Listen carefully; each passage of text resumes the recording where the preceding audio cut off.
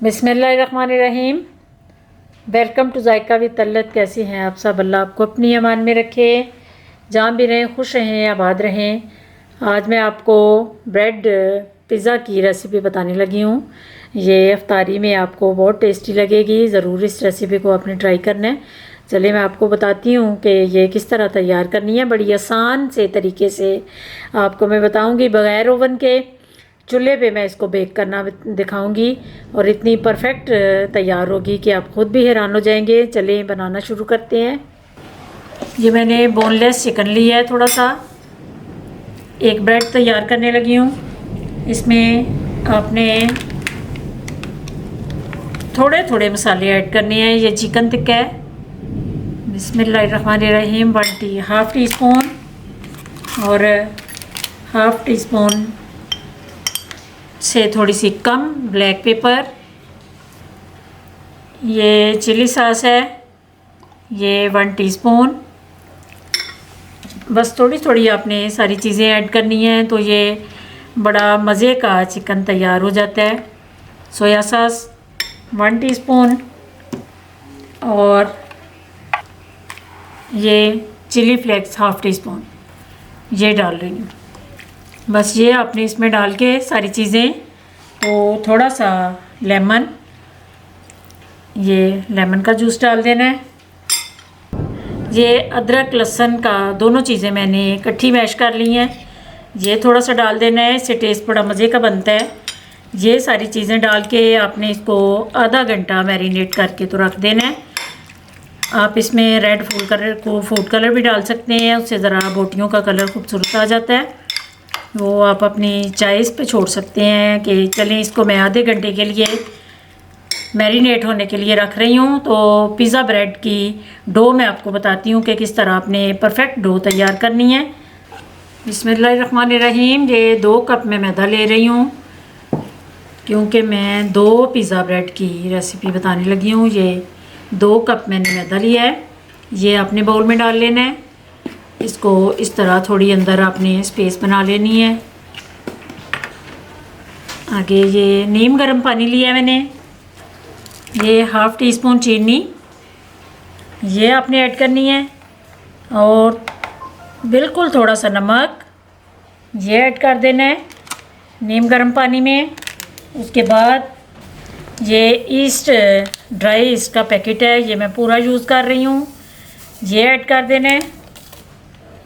इसके बाद आपने इसको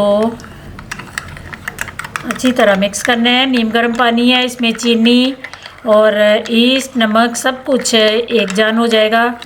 ये थोड़ी देर के बाद मैं अंदर ऐड करती हूँ। ये इसमें बना के स्पेस तो थोड़ा सा आपने 1 टेबल स्पून दही का ज़रूर ऐड करना है। ये डो को बड़ा टेस्टी भी बनाता है और एक्टिव होने में भी इसकी बड़ी हेल्प करता है।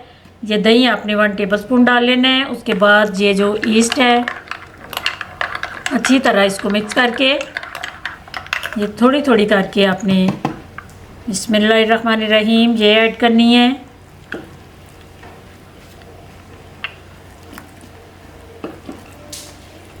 ये डो को तकरीबन 1 घंटा चाहिए एक्टिव होने के लिए। कहीं गर्म जगह पे आपने इसको रखना है। ये मैं अब हाथ से काम करूँगी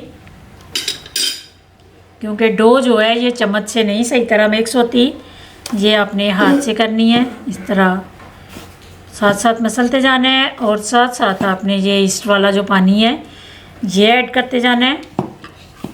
कुछ लोग हैं ये वाला पानी जो है इसको थोड़ा सा टाइम दे देते हैं कि ये एक्टिव हो जाए तो फिर मैदे में ऐड करेंगे, लेकिन मैं इसको मैदे में डाल के गूंद के तो फिर इसको एक्टिव होने का टाइम दूंगी। ये सही तरह आपने सारी चीज़ें डाल लेनी है अंदर। ये मैंने अच्छी तरह इसको गूंद के तो तैयार कर लिया है। उसके बाद भी थोड़ा सा नीम गर्म पानी मैंने अंदर ऐड किया है। फिर ये डो तैयार हुई है। अब मैं तकरीबन 1 घंटे के लिए इसको एक्टिव होने के लिए छोड़ रही हूँ और गर्म जगह पे मैं इसको रख रही हूँ क्योंकि थोड़ा मौसम ठंडा है। तो आपने भी इसको किसी गर्म जगह पे रखना है। ये इतना सा आपने ऑयल डाल लेना है। उसके बाद मैरिनेट किया हुआ चिकन अंदर ऐड कर लेना है।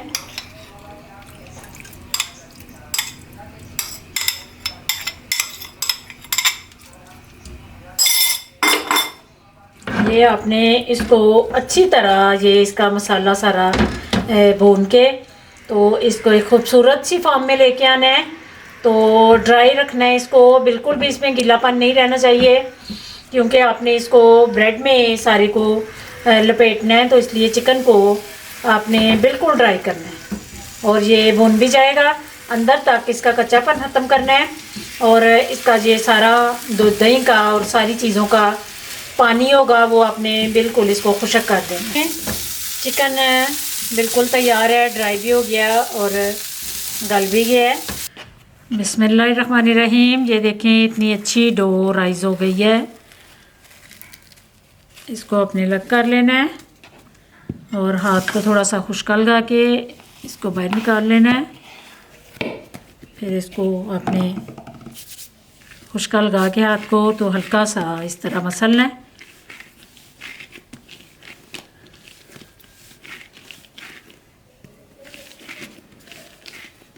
इसके अब मैं 2 पीस कर लूँगी बिल्कुल बराबर में।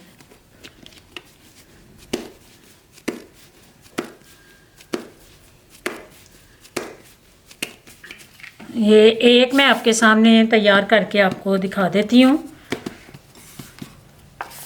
इस तरह आपने इसको ओवल शेप में तैयार करना है, सर्कल में नहीं करना। ये मैंने इस शेप में ओवल शेप में तैयार कर लिया है। अब आपने इस तरह की कटिंग करनी है। बिस्मिल्लाहिर्रहमानिर्रहीम। इस तरह उसके बाद अंदर ये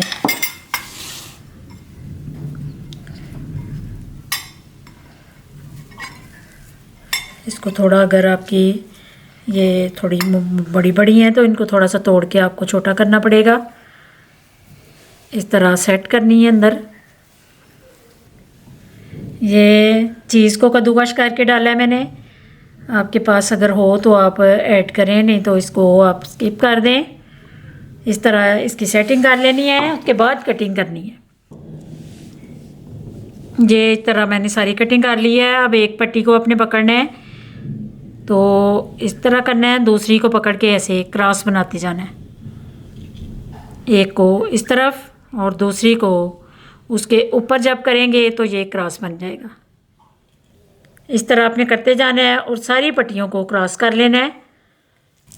ये थोड़ी सी कलवंजी ऊपर खूबसूरती के लिए डाल लेना।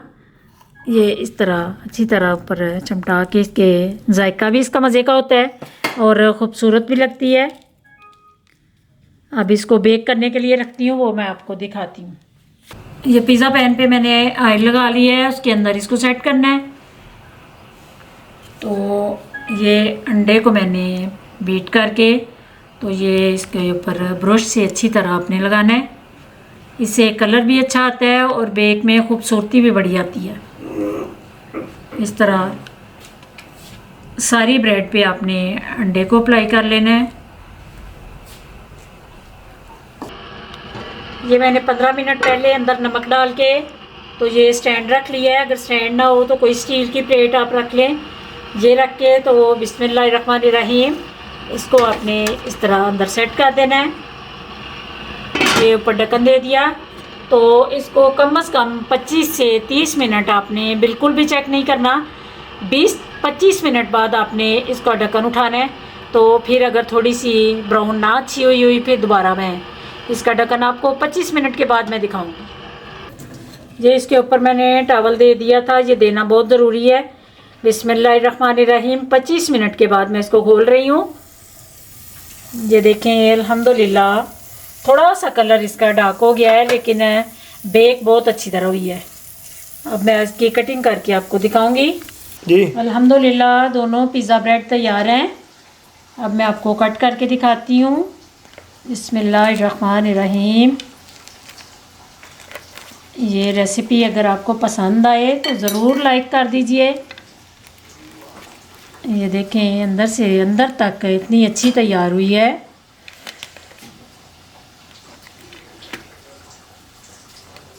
ये नीचे से भी देखें और ऊपर से भी देखें, इसका कलर कितना खूबसूरत आया है बग़ैर ओवन के। और इतनी अच्छी ये बेक हो जाती है कढ़ाई में।